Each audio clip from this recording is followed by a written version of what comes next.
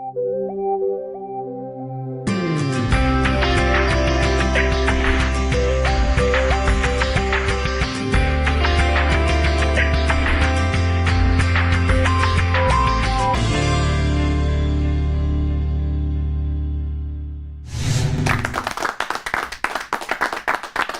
सपने वो नहीं होते जो आप सोते हुए देखते हैं, बल्कि सपने तो वो होते हैं जो आपको सोने ही नहीं देते।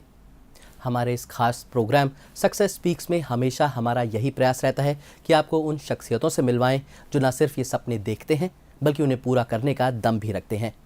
इसी कड़ी में आज हमारे साथ हैं ऋषिराज। ऋषि ने साल 2017 की सिविल सेवा परीक्षा में 27वां स्थान प्राप्त किया है और आज ये एक IAS अधिकारी हैं।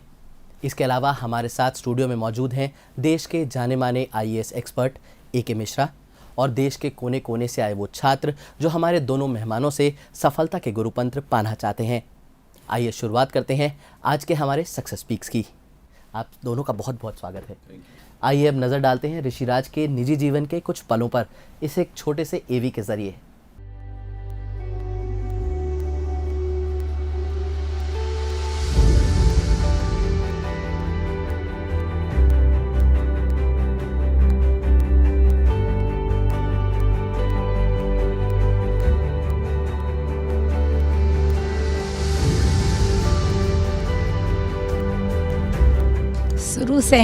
शुरू से ही इसके जब वो 1 से था उस समय से हर क्लास में 1 2 3 1 2 3।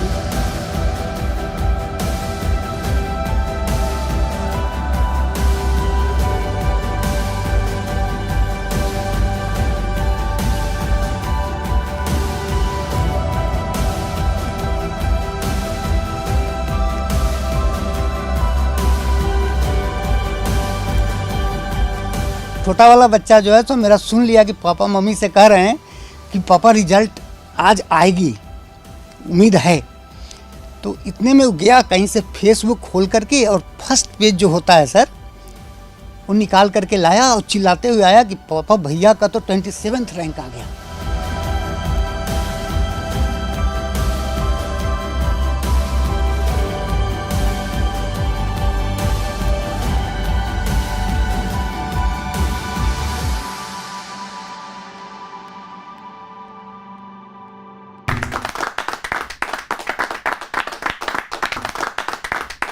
ऋषि, आपसे शुरुआत करना चाहूँगा।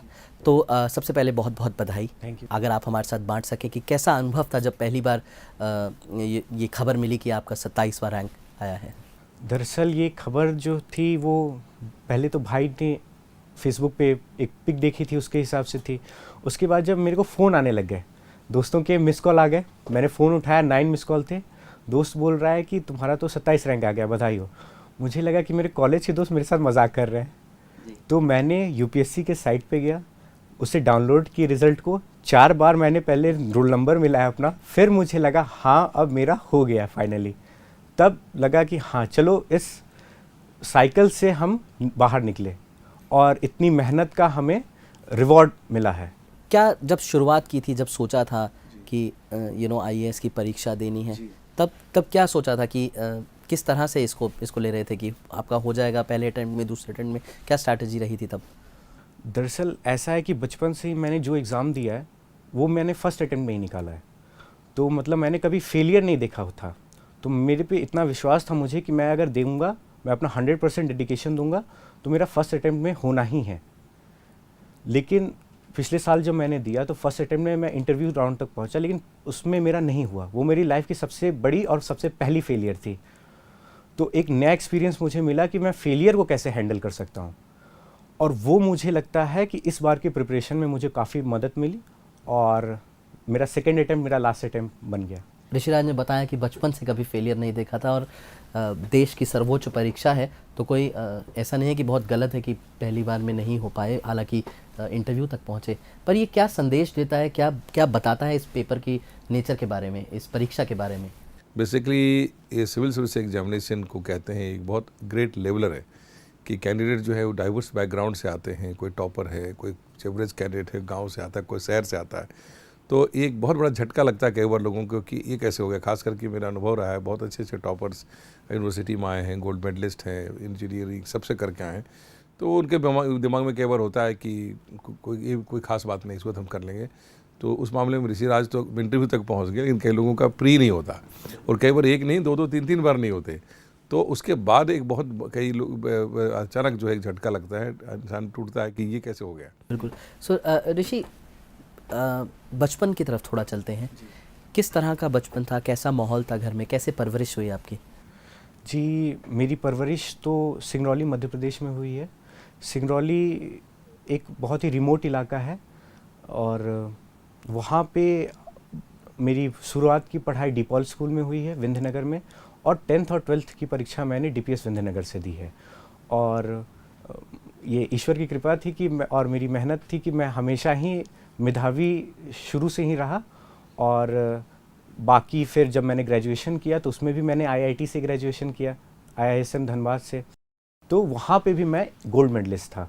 अच्छा जी, तो अभी तक का मेरा सफ़र काफ़ी मतलब अच्छा बीता है। जब ये फाइनली डिसाइड कर लिया कि अब मैं आईएएस की परीक्षा दूंगा और इस तरफ आगे बढ़ूंगा, हालांकि आप देश में रहकर भी इंजीनियरिंग की लाइन को फॉलो कर सकते थे, तब परिवार का क्या फैसला था, किस तरह से उन्होंने रिएक्ट किया, दोस्तों ने, परिवार ने, समाज ने, कि आप ये फील्ड छोड़ के टोटली दूसरे फील्ड की तरफ अब लक्ष्य अपना निर्धारित कर रहे हैं? जी, परिवार वालों की तरफ से तो ऐसा था कि उन्होंने कहा कि बेटा तुम जो करना चाहते हो वो तुम करो, जो तुम्हें अच्छा लगे वो करो। दोस्तों का ऐसा था कि उनके लिए तो मैं सदैव एक मार्गदर्शक था, क्योंकि मैं उनके लिए हमेशा एक गाइड की तरह था। तो वहाँ पे उनका हमेशा से सपोर्ट था मेरे को, कि वो हमेशा बोलते थे ये जो करेगा वो सही करेगा और तुम्हारे लिए हमारा पूरा सपोर्ट है। चाहे वो मोटिवेशनल सपोर्ट रहे या किसी तरह का इमोशनल सपोर्ट, सदैव मेरे दोस्तों ने मेरा हेल्प किया है, मेरे गुड डेज़ में, मेरे बैड डेज़ में।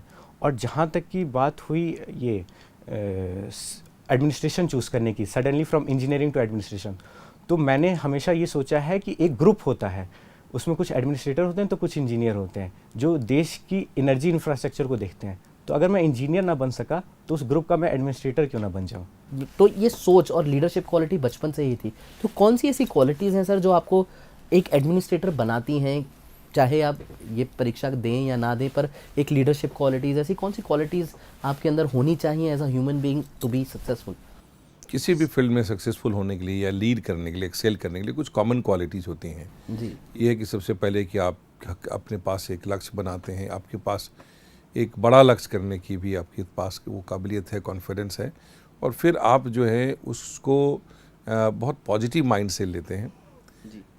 उतार चढ़ाव लाइफ में होता है इंसान को, लेकिन फिर भी अपनी एक कंसिस्टेंसी बनाए रखना, एक इमोशनल इंटेलिजेंस के साथ आगे काम बढ़ते जाना, लीडरशिप की क्वालिटी लाना, decision making power, problem solving attitude, ये कुछ ऐसी क्वालिटीज़ हैं जो हर चीज़ में फेस्ट होता है। जहाँ एडमिनिस्ट्रेशन की बात आई तो एक पर्टिकुलर वातावरण में कि एक जैसे सिविल सर्विसेज है, तो एक इंडियन कॉन्स्टिट्यूशन का जो है एग्जीक्यूटिव हमारा जो सेगमेंट है कि कैसे इसको इम्प्लीमेंट करते हैं, तो उसमें बहुत सारी चुनौतियाँ हैं, क्योंकि अब डेवलपमेंट से जुड़े होते हैं, लॉ एंड ऑर्डर से जुड़े होते हैं, खास करके आईएएस में काफ़ी पब्लिक इंटरेक्शन भी होता है, पब्लिक प्रेशर्स भी होते हैं। ऐसे सिचुएशन में तो एग्जामिनेशन यही चेक करता है कि आपके अंदर वो सारे ट्रेड्स हैं जो आप प्रैक्टिकली फील्ड में जा कर करके और या जूनियर से सीनियर पोजीशन जैसे पहुंचेंगे तो वो सारा आप उसको पूरा कर पाएंगे। तो ये ट्रेड्स जो हैं, कुछ तो चीज़ें माहौल के हिसाब से ग्रो करता है और कुछ चीज़ें कल्टिवेट की जाती हैं, इनकलकेट किया जाता है। बिल्कुल बिल्कुल बिल्कुल। तो ऋषि, यहाँ पर मैं चाहूँगा कि हमारे जो एक्सपर्ट हैं वो आपसे कुछ सवाल पूछे, जिससे दर्शकों का ओवरऑल आपके प्रोग्राम की स्ट्रैटेजी और सफलता को लेकर मार्गदर्शन हो सके। यहाँ रुकना पड़ेगा एक छोटे से ब्रेक के लिए। सक्सेस स्पीक्स में अभी समय हो गया है एक छोटा सा ब्रेक लेने का।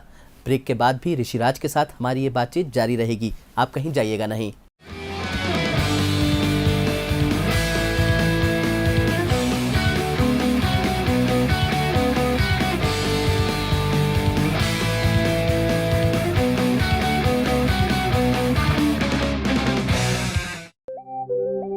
मिलिए सिविल सेवा परीक्षा के सफल परीक्षार्थियों से और जानें उनकी सफलता के राज सक्सेस स्पीक्स के साथ।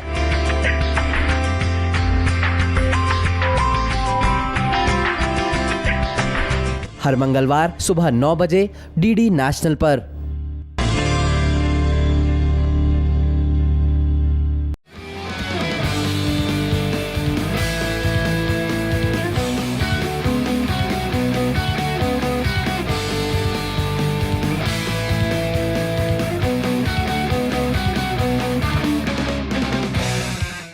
Welcome back. सक्सेस स्पीक्स में आप सभी का एक बार फिर से स्वागत है। हम बात कर रहे हैं ऋषिराज के साथ। सर, मैं चाहूँगा कि ऋषि से आप कुछ बात करें और वो हमारे दर्शकों का मार्गदर्शन करें। ऋषि, आपको बहुत बहुत बधाई ऑल इंडिया 27th रैंक लेने के लिए, और अब आप IAS बन चुके हैं। जब आपने डिसाइड किया तो आता है कि कैसे इम्प्रूव करें, कहाँ से स्टार्ट करें प्रिपरेशन, वो आपके दिमाग में एक प्रश्न आया होगा। तो आपने शुरुआत प्रिपरेशन कब से शुरू की, कोई किस महीने से आपको याद है? तो आपने वो क्या सिस्टम अडॉप्ट किया, कैसे शुरू किया? सर, सबसे पहले मैंने प्री और मेंस को एक साथ मैंने प्रिपेयर करना स्टार्ट किया। इनके लिए मैंने क्या किया कि सबसे पहले मैंने सिलेबस डाउनलोड किया UPSC के नोटिफिकेशन से। फिर मैंने देखा, सबसे पहले जो मैंने बुक खरीदी वो मैंने खरीदी question bag, previous year question bag. और फिर मैंने जो है सो क्वेश्चन बैग में सेलेक्ट किया कि कौन से क्वेश्चन बार बार रिपीट हो रहे हैं या किन टॉपिक से वो क्वेश्चन बार बार रिपीट हो रहे हैं। उस टॉपिक या उन किताबों पे मैंने ज़्यादा फोकस किया और मैंने ट्राई किया कि मैं सब कुछ ना पढूं तो कम से कम इतना पढूं कि मैं इस एग्ज़ाम को क्रैक कर दूं। यहाँ पे मतलब कई मतलब PhD करने नहीं जा रहे हैं हम, बस हमें एग्ज़ाम क्रैक करना और IAS ऑफिसर बनना है। तो वो प्री के लिए वो क्या अप्रोच चाहिए जो आपने अडॉप्ट किया? दरअसल प्री की परीक्षा के ठीक 2 महीने या 3 महीने, ये डिपेंड कर सकते हैं इंडिविजुअल पे, वहाँ से उसे सिर्फ और सिर्फ प्री पे फोकस करना चाहिए। उसे ज़्यादा से ज़्यादा जो प्रैक्टिस टेस्ट हैं जो भी मार्केट में या नेट पे अवेलेबल हैं उन्हें सॉल्व करना चाहिए। अपनी मिस्टेक्स को एनालाइज करना चाहिए कि कहाँ वो मिस्टेक कर रहे हैं, और जहाँ मिस्टेक करें वहाँ पे पिन पॉइंट करके उसे बार बार रिवाइज करें, उसे बार बार दोहराएं, और इससे उनका फिर प्री जरूर निकल। मेंस का जो अप्रोच है उसमें और प्री के अप्रोच में क्या फ़र्क है? जी, प्री में आपको 2 पेपर होते हैं। 2 पेपर में से दूसरा पेपर क्वालिफाइंग है। पहला पेपर जो है उसमें कट ऑफ से आप क्लियर होंगे या नहीं क्लियर होंगे। पहला पेपर में आपको करंट अफेयर्स और जो स्टैटिक पार्ट है इन पे आपको फोकस करना रहता है। लेकिन जो आपका मेंस है उसमें आपको राइटिंग प्रैक्टिस डेवलप करनी रहती है। और राइटिंग प्रैक्टिस क्या, आपका प्रेजेंटेशन क्या है, कैसे एग्जामिनर को आसानी हो आपका पेपर में आंसर ढूंढने में, तो ये आपको डेवलप करना रहता है। ऑप्शनल सब्जेक्ट का सिलेक्शन जो है किसी कैंडिडेट के लिए, खासकर जैसे आप इंजीनियर हैं, आपका ऑप्शनल सब्जेक्ट क्या रहा? जी, मैंने इलेक्ट्रिकल इंजीनियरिंग आपने सेम सब्जेक्ट कंटिन्यू किया। तो ये लेकिन कई लोग चेंज भी करते हैं, लेकिन आपने अपने सब्जेक्ट को कंटिन्यू किया, ये क्यों किया आपने? जी, मेरा कॉलेज से ही मतलब इलेक्ट्रिकल इंजीनियरिंग में बहुत ही स्ट्रांग होल्ड था। अभी रुचि भी थी आपकी? मेरी रुचि थी, मेरी फेमिलियरिटी थी, मेरा इंटरेस्ट था, मेरा ग्रैप्स था। और मैंने कॉलेज के ही दौरान सिलेबस देख रखा था सिविल सर्विस में इलेक्ट्रिकल का क्या सिलेबस है, मुझे कितना और पढ़ना पड़ेगा अगर मैं कॉलेज से बाहर निकलता हूँ। तो ये सब चीज़ों को ध्यान रख के मैंने इलेक्ट्रिकल का चुनाव किया था। ये एक जनरल स्टडीज़ में और जो सेक्शन है पेपर 1, वो एक थोड़ा स्टैटिक नेचर का है, लेकिन काफ़ी डायनेमिक चीज़ें भी पूछी जाती हैं। तो आपने कैसे तैयारी की जो आप लोगों को सलाह देना चाहेंगे? History, geography, society, culture? इसमें जो पेपर 1 है ये इसमें बहुत ही डाइवर्स है। इसमें सोशियोलॉजी भी है, हिस्ट्री भी है, ज्योग्राफी भी है, और जैसा कि आपने बताया कि इसमें थोड़ा सा इकोलॉजी भी आ जाता है आर्ट एंड कल्चर के साथ। तो इसके लिए आप क्या कीजिए कि हर सब्जेक्ट को अलग अलग पढ़ें, देखें कि पिछले साल के सवाल क्या आए हैं और इस साल क्या आ सकते हैं। आप गेस भी कर सकते हैं, अगर आप सीरियस कैंडिडेट हैं तो you can guess the paper. तो उस तरीके से आप जो करंट में चीज़ें चल रही हैं वो किसी ना किसी तरीके से स्टैटिक से जुड़ी होंगी। अगर प्रेसिडेंट पढ़ रहे हैं आप तो उसका कुछ ना कुछ जो करंट में चल रहा है उससे सवाल बन सकता है। हिस्ट्री में अगर अशोक का अगर कोई अभी कुछ होने वाला है या 300 जयंती हो रही है, 500 जयंती हो रही है, तो उसे आप कैसे रिलेट करें स्टैटिक से। तो उस तरीके से आपको अप्रोच रखनी पड़ती है इस पेपर के लिए। पेपर 2 जनरल स्टडीज़ का इंडियन पॉलिटी, गवर्नेंस, कॉन्स्टिट्यूशन और आपका इंटरनेशनल रिलेशन बेसिस है, इसके बारे में एक बेसिक अप्रोच आपका जो आपने अडॉप्ट किया वो बताइए। इसको आप 2 हिस्सों में डिवाइड कर लें। पहला तो आपका पॉलिटी और इंडियन कॉन्स्टिट्यूशन हो गया और गवर्नेंस, और सेकंड आपका हो गया इंटरनेशनल रिलेशन। इन पहले के लिए आपका M लक्ष्मीकांत है या जो भी आपका कोचिंग के नोट्स हो जाए या नेट पे अवेलेबल मटेरियल्स, इनको आप बार बार सॉल्व करें, दोहराएं, और क्वेश्चंस जो आ रहे हैं पिछले साल के पेपर उनको आप लिखने की प्रैक्टिस करें। लिखने की आप आदत डालें कि क्या मैं अटेम्प्ट कर पा रहा हूँ कि नहीं सारे सवाल। और जहाँ तक कि इंटरनेशनल रिलेशन की बात है वो एक कम्प्लीटली डायनेमिक सब्जेक्ट है। उसके लिए करंट बेस्ड है जी, तो उसमें आप क्या कर सकते हैं, जो न्यूज़पेपर हैं या जो कि मैगजीन्स अवेलेबल हैं उनको आप रिवाइज करें और कोशिश करें कि आप कैसे वैल्यू एडिशन कर सकते हैं, मैप्स बना सकते हैं इंटरनेशनल रिलेशंस में, ताकि आपके मार्क्स जो हैं सो आपको ज़्यादा मिल सके उस पेपर में।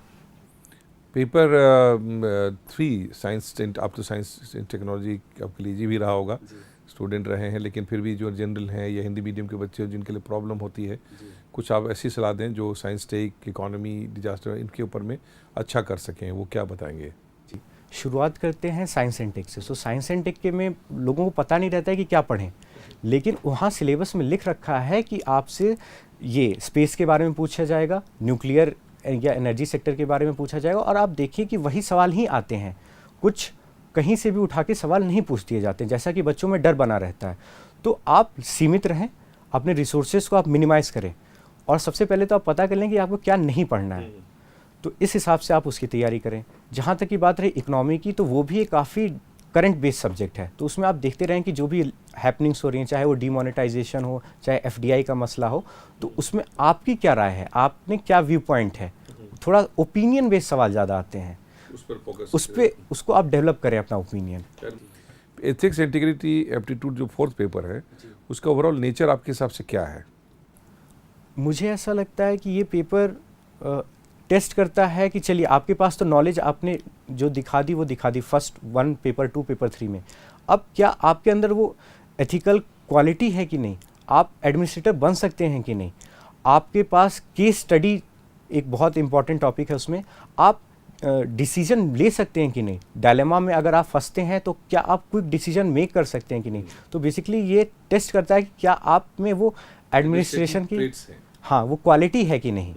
तो इससे उस पेपर को आप जैसे हैं वैसा ही नेचुरल आप रहें, और कोशिश करें कि आप रियल लाइफ एग्जांपल्स कोट करें, ना ही कि ज़्यादा थ्योरी पढ़ने के लिए कि क्या एथिक्स है, क्या मोरालिटी है, आप रियल लाइफ एग्जांपल्स कोट करें जो कि उस क्वेश्चन के कंटेक्स्ट को जस्टिफाई कर सकें। हाँ, और केस स्टडीज़ के बारे में आपकी क्या फीलिंग है? सर मुझे ऐसा लगता है केस स्टडी के लिए जो सिलेबस है उसमें ऐसा लिख रखा है, पहले तो सिलेबस बता दिया है और फिर नीचे लिखा है case study based on this topics, तो उन्हीं टॉपिक्स पर ही केस स्टडी आना है। तो आप उन टॉपिक्स पे देखें कि आप खुद भी जो भी पेपर पढ़ रहे हैं आप सोचिए, आप खुद विजुलाइज करें कि इस कंडीशन में मैं होता तो मैंने क्या डिसीजन मेक किया होता। वो सिचुएशन में रख करके हाँ, तो आप जब भी पेपर पढ़ते हो कहीं ना कोई इंसिडेंट हुआ हो, आप विजुलाइज करें, आप एडमिनिस्ट्रेटर हैं, आपने क्या डिसीजन मेक किया होता, तो इससे आपको क्विक थिंकिंग में मदद मिलेगी जब आप पेपर अटेम्प्ट कर रहे होंगे तब। एक हम लोग पर्सनालिटी डेवलपमेंट की चर्चा करते हैं, आप दोनों बार गए हैं और एक बार बहुत कम नंबर भी आए, नेचुरली इस बार आपके नंबर ज़्यादा आएंगे तभी आप क्वालिफाई किए और अच्छे रैंक से आए। तो आपके हिसाब से यूपीएससी पर्सनालिटी टेस्ट में क्या चेक किया जाता है? मुझे ऐसा लगता है सर कि क्योंकि मेरा पिछले साल नहीं हुआ था और इस साल मैंने उन चीज़ों को रेक्टिफाई करने की कोशिश की है, मुझे ऐसा लगता है कि वो चाहते हैं कि हम सोच के बोलें, समझ लें कि क्वेश्चन क्या पूछा गया है, अगर ना समझ में आए तो हम उसे दोहराना के लिए पूछ सकते हैं कि मैम मुझे नहीं समझ में आया, क्या आप बता सकते हैं, क्या आप एक्सप्लेन कर सकती हैं। जब पूरी तरह से समझ लें तो एक बहुत ही कॉन्साइज, छोटा और टू द पॉइंट आंसर आप दें। ज़्यादा कि 40 मिनट का इंटरव्यू हो गया तो ज़्यादा मार्क्स मिलेंगे या 25 मिनट का इंटरव्यू हो तो कम मार्क्स, ऐसा नहीं है। आप सही बोलें और सटीक बोलें, आपको ज़रूर मार्क्स मिलेगा। अब हम इसके अटके पूछना चाहेंगे, ब्रीफ में आप बताइए कि टाइम मैनेजमेंट जो बहुत क्रूशियल इशू है उसके बारे में आप क्या कहना चाहेंगे सिविल सर्विसेज में? इसके लिए वो तो डिपेंड करता है, जो जॉब में रह के तैयारी कर रहा है उससे 3 या 4 घंटे मिल सकते हैं, उसके लिए उतना ज़्यादा है, या जो जॉब नहीं कर रहा है वो 10 घंटे भी दे सकता है और एग्जामिनेशन के टाइम वो 18 घंटे या कुछ 17 घंटे तक जा सकता है। टाइम मैनेजमेंट का ऐसा है कि आप जो इनपुट दे रहे हैं और जो आपका आउटपुट निकल रहा है उस पर आपको फोकस करना है। अगर आप 10 घंटे दे रहे हैं, आपका 10 घंटे का आउटपुट है कि नहीं। आपको बहुत बहुत शुभकामनाएं और आप कामयाब ऑफिसर बनेंगे, हमारी पूरी भावना है। God bless you. सर अभी वक्त हो गया एक और छोटा सा ब्रेक लेने का। सक्सेस स्पीक्स में अभी वक्त है एक और छोटा सा ब्रेक लेने का। ब्रेक के बाद हम रुक करेंगे हमारे ऑडियंस का और उनसे जानेंगे कि उनके मन में क्या सवाल हैं हमारे गेस्ट और एक्सपर्ट के लिए। तब तक के लिए आप कहीं जाइएगा नहीं।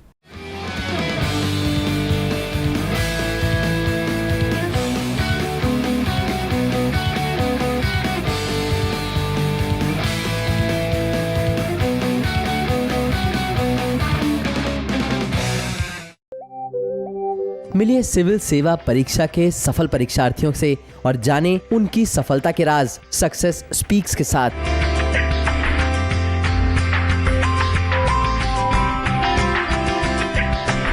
हर मंगलवार सुबह 9 बजे डीडी नेशनल पर।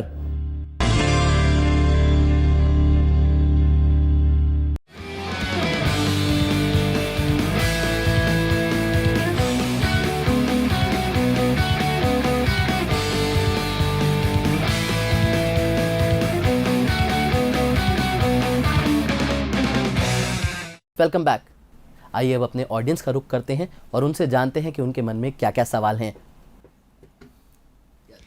सर मैं पिंकी, मैं कोलकाता से आई हूँ। सर पहले तो आपको बहुत बहुत बधाई, आपने सच में बहुत, आप हमारे लिए एक प्रेरणा है सर। सर मैं बस आपसे ये जानना चाहती हूँ कि आपकी पीटी की स्ट्रैटेजी क्या रही सर? जैसे कि बोलते हैं लोग, क्योंकि पीटी में हम साल भर हम दे ना दे या फिर हम फरवरी से स्टार्ट करें, मतलब आपकी जो स्ट्रैटेजी जाननी थी सर। देखिए पीटी मतलब कि प्रीलिम्स की परीक्षा जो है सो 2 पेपरों में होती है, पेपर 1 और पेपर 2। पेपर 2 आपका क्वालिफाइंग है, उसमें मैथ्स और इंग्लिश वगैरह ये सब रहते हैं, तो ये क्वालिफाइंग की तरह इसको लें, इसके लिए ज़्यादा टेंशन ना दें। जहाँ तक की बात है वो पेपर 1 के ही मार्क्स काउंट होते हैं। पेपर 1 में जो मेन एंजाइटी है या जो टेंशन की बात है वो कट ऑफ रिलेटेड है, कि कट ऑफ कैसे क्लियर हो, बढ़ता जा रहा है। तो उसके लिए आप क्या कीजिए कि आप करंट अफेयर्स और जो आपका जो स्टैटिक पार्ट है, कुछ चीज़ें हैं जो हमेशा से वही चली आ रही हैं, उन्हीं को आगे वाले साल के भी बच्चे पढ़ेंगे। तो उसके लिए आप क्या कीजिए, स्टैटिक को पहले आप तैयार कर लीजिए और फिर लास्ट के 2-3 महीने में जो करंट अफेयर्स के जो अभी नेट पे जितने भी मटेरियल्स अवेलेबल हैं ऑनलाइन, उनके थ्रू जाइए। और स्पेशली अगर आप लास्ट 1 मंथ का पूछें तो उसमें आप ऐसा कीजिए कि जितने भी टेस्ट सीरीज़ हो मार्केट में अवेलेबल, उनको आप सॉल्व करें, एनालाइज करें कहाँ आपकी मिस्टेक हो रही है और उसे फिर रेक्टिफाई करने की कोशिश करें। यहाँ पर आने के लिए धन्यवाद देता हूँ हम लोगों को मार्गदर्शन के लिए। सर मेरा क्वेश्चन ये है कि लोग कहते हैं, हमारे तैयारी के दौरान विभिन्न सारे सलाहकार मिलते हैं, वो कहते हैं, कुछ कहते हैं 6 क्लास एनसीईआरटी पढ़ो, कुछ कहते हैं 11th-12th की पढ़ो, कुछ कहते हैं डीडी बसु पढ़ो, कुछ कहते हैं लक्ष्मीकांत पढ़ो। तो क्या उत्तम रहेगा हम लोगों के लिए? और मेरा दूसरा प्रश्न यह है कि तैयारी के दौरान बहुत सारे डिमोटिवेशन आते हैं, तो आपकी तैयारी के दौरान कौन से क्षण थे जो आप डिमोटिवेट हुए? ठीक है, तो देखिए आपने तो 2 सवाल पूछे हैं। पहले सवाल में आपने पूछा है कि क्या पढ़ें क्या ना पढ़ें, कैसे मतलब करें। तो सबसे पहले तो आप देखिए कि आप सिलेबस उठाइए, चाहे वो प्री का हो चाहे वो मेंस का हो, दोनों के क्या सिलेबस लिखा हुआ है वो सिलेबस उठाइए, प्लस आप उठाइए प्रीवियस ईयर के क्वेश्चन बैंक, सबसे पहले तो वो खरीद लीजिए। फिर आप देखिए कि क्या हाई फ्रिक्वेंसी क्वेश्चन है, मतलब कुछ टॉपिक से ज़्यादा क्वेश्चन आते होंगे तो उनमें आप ज़्यादा टाइम दीजिए। अब वो क्वेश्चन कहाँ हों, वो शायद डीडी बासु में हो सकते हैं, वो किसी और XYZ किताब में हो सकते हैं। आपको उन क्वेश्चंस को सिर्फ सॉल्व करना है, आपको किताब नहीं पढ़नी है। आप बस देखिए कि क्वेश्चंस क्या आए हैं, आप वो क्वेश्चन का आंसर आपको किस किताब में मिल रहा है, और मैक्सिमम जिसमें वो आंसर मिले वो किताब आपकी बेस्ट किताब होगी आपके लिए। पॉलिटिकल के लिए आपका लक्ष्मीकांत है और आप करंट अफेयर्स आप देख सकते हैं बस। सर पीटी की स्ट्रैटेजी क्या होनी चाहिए एक स्टूडेंट के लिए? देखो स्ट्रैटेजी हर कैंडिडेट की अपनी होती है, एक ब्रॉड होती है, उसके बाद हर कैंडिडेट का उसकी अपनी स्ट्रैटेजी होती है। क्योंकि स्ट्रैटेजी हमेशा इंसान को अपनी सिचुएशन, अपनी काबिलियत, अपनी में जो लेवल है उसके हिसाब से बनाना पड़ता है। तो सबसे पहले आप ये देखिए कि जो प्रिलिमिनरीज का सिलेबस है उसको आप कितना जल्दी आप कवर कर सकती हैं। एक एक सेगमेंट को देखो, कोई बहुत बड़ी बड़ी मोटी मोटी किताब पढ़ के नहीं, बल्कि बेसिक फंडामेंटल बुक से। और साथ साथ आपको ये भी देखना है कि आप कितनी चीज़ों को याद रख सकती हैं, रिटेन कर सकती हैं। और फिर लॉजिकली, चूँकि इसमें है कि बेस्ट ऑप्शन आपको चुनना है, तो एक प्रैक्टिस करनी है आपको पिछले साल के क्वेश्चंस को देख करके। रादर जब पढ़ाई करें और बार बार आप पिछले साल के क्वेश्चन देखेंगी तो उसके कारण से आपके दिमाग में एक लॉजिक डेवलप हो जाएगा, एक सिचुएशन डेवलप होगा कि क्वेश्चन पूछे कैसे जाते हैं और उसका इंपॉर्टेंस क्या आता है। और यदि ये लगातार आप अभ्यास करते रहोगे तो आपको एक क्लैरिटी आएगी कि कहाँ मेरा वीक पॉइंट है, कहाँ स्ट्रॉन्ग पॉइंट है। ये ओवरऑल एक एग्ज़ाम है, सब सारा सेक्शन आपके मजबूत नहीं होंगे, कुछ एरिया आपके बहुत स्ट्रॉन्ग होंगे, कुछ एरिया आपके कमज़ोर भी रहेंगे।